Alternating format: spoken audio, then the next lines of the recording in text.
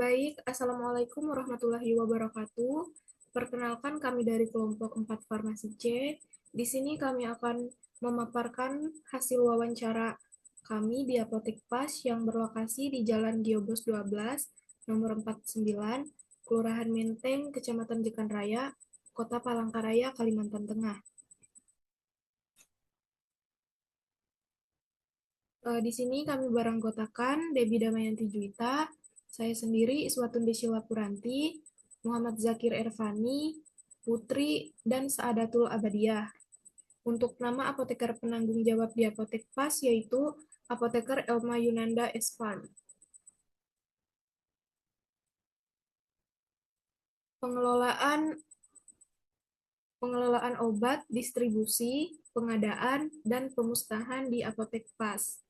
Langkah awal dalam memilih pedagang besar farmasi atau PBF adalah dengan mempertimbangkan beberapa aspek penting, seperti besaran diskon yang ditawarkan, estimasi lama waktu pengiriman, serta lokasi asal PBF tersebut.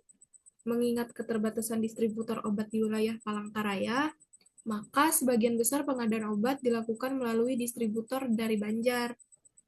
Setibanya stok obat di fasilitas pelayanan kesehatan, dilakukan pemeriksaan terhadap faktur, tanggal kadaluarsa, dan nomor batch. Namun, karena pengiriman dilakukan melalui Banjar, jadi proses verifikasi faktur biasanya dilakukan setelah barang diterima. Apabila ditemukan ketidaksesuaian, maka akan dilakukan konfirmasi kepada tenaga penjual atau sales terkait.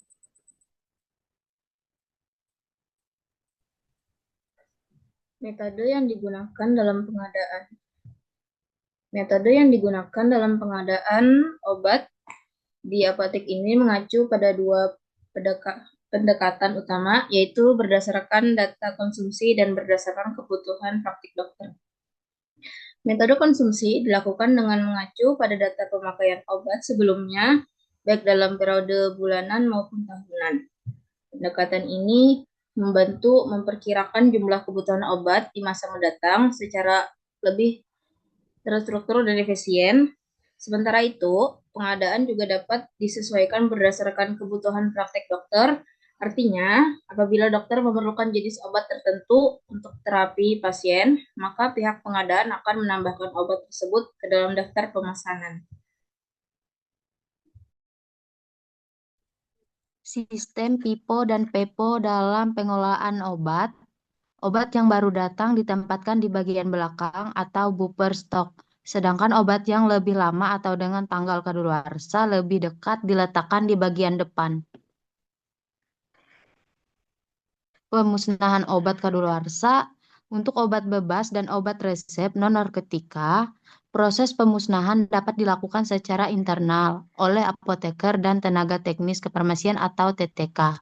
Sementara itu, untuk obat-obatan golongan narkotika dan psikotropika, pemusnahan harus melibatkan pihak ketiga yang berwenang, seperti Lembaga Pengolahan Limbah B3 atau Bahan Bahaya dan Beracun, yang memiliki izin resmi.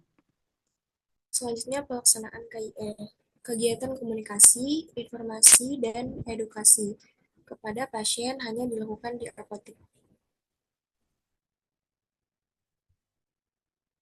Pemberian edukasi dan informasi obat kepada pasien, penyimpanan informasi, edukasi, serta penjelasan mengenai obat kepada pasien merupakan bagian dari kegiatan komunikasi, informasi, dan edukasi (KIE) yang dilakukan dalam pelayanan kefarmasian.